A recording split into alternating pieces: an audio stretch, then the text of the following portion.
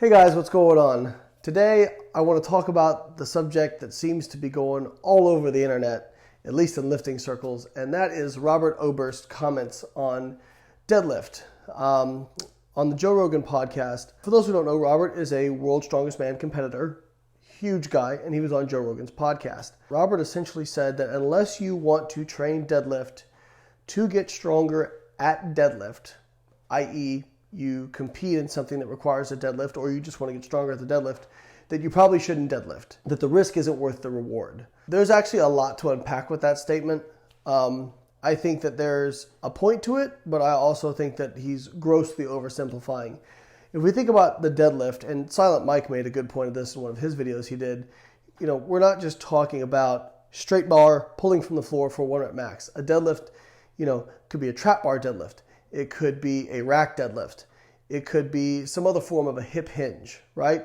That's a very useful movement pattern. As far as muscular development goes, like for hypertrophy, there's probably, in terms of how much, I'm not even thinking about injury risk, but just how centrally taxing a deadlift is, you may have some better options like an RDL or a rack deadlift, those sorts of things. But I will say I always felt like I got pretty good results from deadlifting heavy. Now again, that's my feelings. Feelings aren't data. If you look at the actual statistics of injury rates in powerlifting, and Eric Helms talked about this, the rates of injuries in powerlifting, strongman, Olympic lifting versus other like organized sports, like team sports, like soccer, football, baseball, whatever, the lifting sports actually have a lower rate of injury.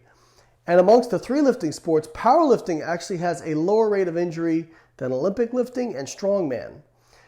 And amongst the actual individual lifts themselves, back injury incidence is about the same as shoulder injury incidence.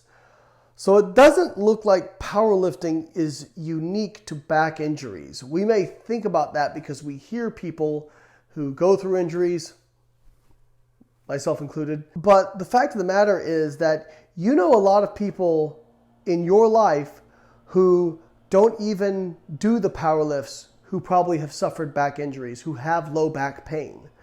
So I think it's pretty unfair to single out the deadlift as kind of an exercise that's going to lead to injuries or back pain. Now, obviously, there's a few things to unpack as well in terms of form. Eric Helms, again, brought up a good point, talking about if you go to a high school football team strength and conditioning class, you may not see the best form. In fact, college football teams are notorious for having just awful form on some of the main lifts. Now, I'm not saying that's every college team. I'm sure there's some really great strength and conditioning coaches out there who really emphasize form. But obviously, if you're doing a deadlift with improper core tightness or lack of core strength, maybe getting a little bit too much lumbar rounding, then you may be predisposing yourself for more injury risk. Also, if you're somebody who's playing like a college sport where you're doing an impact sport like football and you're trying to throw deadlifts in there, just the amount of overall fatigue and stress on your body, maybe you're better off doing a trap bar deadlift or a rack deadlift or something like that. I think overall, I understand what Robert Oberst was trying to say, but I would say that it's a lot more nuanced than that. And I would say that I think that there's benefits to deadlifts outside just getting stronger on the deadlift.